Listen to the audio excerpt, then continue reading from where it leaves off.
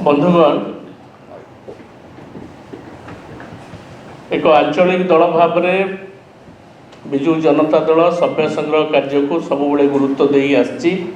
मर्म आम चलित वर्ष आसंता काली ठारू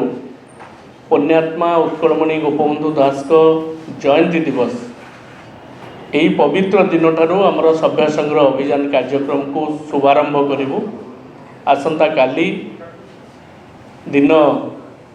11टा समय आम दलर सभापति श्रीयुक्त नवीन पट्टनायक महोदय ये कार्यक्रम शुभारंभ करेंगे शंख भवन रे एवं एक कार्यक्रम रही बहु नेतृवृंद एवं आमर कर्मी भाई माने समस्ते ये उपस्थित हेबे एवं एथि सहित समग्र राज्य रे सबु जिलार सदर महकुमा निर्वाचन मंडली गुड़िक कार्यक्रम सभ्य संग्रह अभियान कार्यक्रम साइमल्टेनियसली आरंभ करा एवं ऑनलाइन जोगे समस्ते जोड़ी हेबे एवं सेठारे मध्य जिला स्तर रे आम जिलार नेतृवृंद विधायक माने सांसद दल जिला सभापति छात्र युव नेता माने महिला नेतृवृंद एवं जो माने सब प्रतिनिधि अछंती से माने समस्त सेठी उपस्थित रहिबे ए कार्यक्रम को मध्य आरंभ करिवे एवं परवर्ती पर्याय रे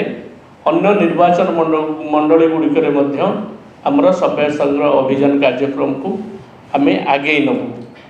एही मर्म रे आमे आमर जो सभ्य संग्रह अभियान पे जो कमिटी गढ़ा है 22 जन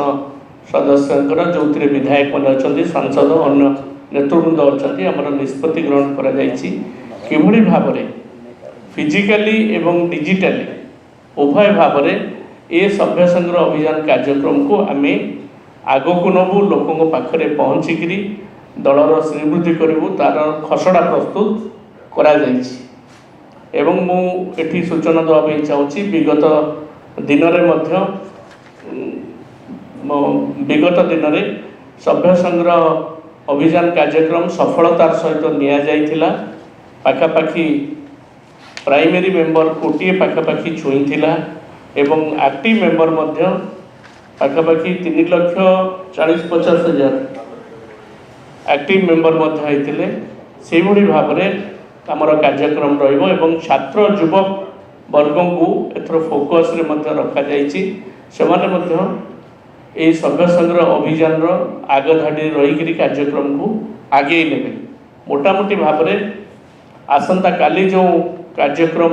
आमर दल सभापति एटी पहुँची शंख भवन रे दिन 11टा बेले आरंभ हे एवं जिला स्तर में आरंभ हम तापर ये पूजा पर ये कार्यक्रम को बहुत डिजिटली एवं फिजिकली कार्यक्रम को आमे आगे नबु। धन्यवाद।